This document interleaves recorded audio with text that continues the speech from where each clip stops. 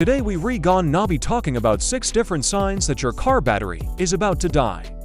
Now, if you haven't had your battery tested in over a year, I would definitely go ahead and have it load tested at your local auto parts store. They lines be able to tell you for sure whether or not your battery is good or if it is bad. But these are just some common signs that people see before their car battery completely dies. And of course, your battery won't completely die. It lines usually just get to the point where it doesn't hold a charge anymore, and then you need a jump start. And so here are the top 6 most common signs that your battery is going to die soon. Number 1 is your headlights dim. If you turn your headlights on and they're super bright, but then after a few minutes they start to dim, that could be a sign that your battery isn't holding a charge as well as it should. The second sign is your engine is having a hard time starting.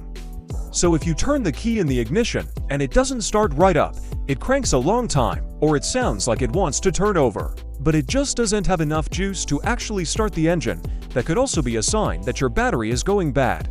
Number 3, you notice that there's a bulge or it's swollen in the middle. If you look at your battery and it looks like it's bulging or swollen in the middle, that could be a sign that the internal pressure inside of the battery is causing the casing to break and bulge out. And that is a very bad thing. You should definitely get that battery replaced right away because it could rupture and cause an acid leak inside of your vehicle. The fourth sign is your battery is leaking. Of course, if you see any kind of leakage coming from your battery, that's a very bad thing. You need to get that battery replaced immediately. It's not good for the terminals and it can corrode the battery cables. Number 5 is your interior or exterior lights are flickering. If you have flickering lights, that could be a sign that the electrical system is not getting the proper voltage that it needs. Usually, a lot of times, this is caused by a bad connection somewhere, but it could also be caused by a failing battery. And Number 6 is your windows and locks are not working properly.